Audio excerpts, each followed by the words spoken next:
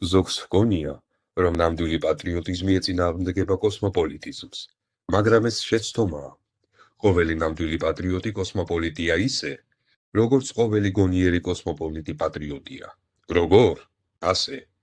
რომელი ადამიანიც თავის ერს ემსახურება კეთილგონიერად და ცდილობს თავის სამშობლო აღამაღლოს გონებრივ და ზნეობრივ, ამით ის უმზადებს მთელს კაცობრიობას საუკეთესო წევრებს, საუკეთესო მეგობარს, ხელს უწყობს მთელი კაცობრიობის განვითარებას, კეთილდღეობას.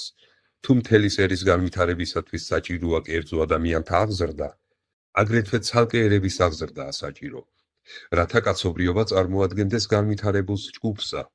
თუ კერძო ადამიანისათვის არის სასარგებლო აღზრდა ნაციონალური, ინდივიდუალური, აგრეთვე ყოველის ერისთვისაა სასარგებლო ასეთივე აღზრდა, რათა ყოველმა ერმა მომატებული ძალა, ენერგია, თავისებურება გამოიჩინოს და